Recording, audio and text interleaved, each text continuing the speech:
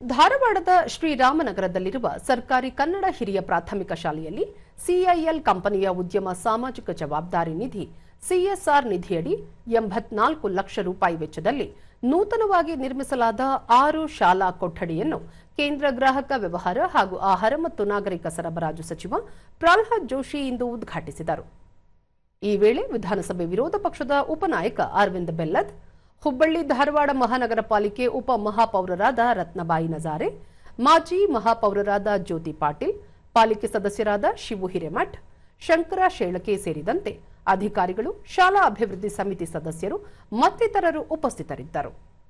ಈ ಕುರಿತು ಸಾಮಾಜಿಕ ಜಾಲತಾಣದಲ್ಲಿ ಮಾಹಿತಿ ಹಂಚಿಕೊಂಡಿರುವ ಸಚಿವ ಪ್ರಹ್ಲಾದ್ ಜೋಶಿ, ಪ್ರಧಾನಿ ನರೇಂದ್ರ ಮೋದಿ ಅವರ ನೇತೃತ್ವದಲ್ಲಿ ದೇಶದ ಶಿಕ್ಷಣ ವ್ಯವಸ್ಥೆ ಮತ್ತಷ್ಟು ಬಲಪಡಿಸುವ ಜೊತೆಗೆ ಪ್ರತಿ ವಿದ್ಯಾರ್ಥಿಗೂ ಗುಣಮಟ್ಟದ ಶಿಕ್ಷಣ, ಉತ್ತಮ ಕಲಿಕಾ ವಾತಾವರಣ ಕಲ್ಪಿಸಲು ಆದ್ಯತೆ ನೀಡಲಾಗುತ್ತಿದೆ ಎಂದು ತಿಳಿಸಿದ್ದಾರೆ।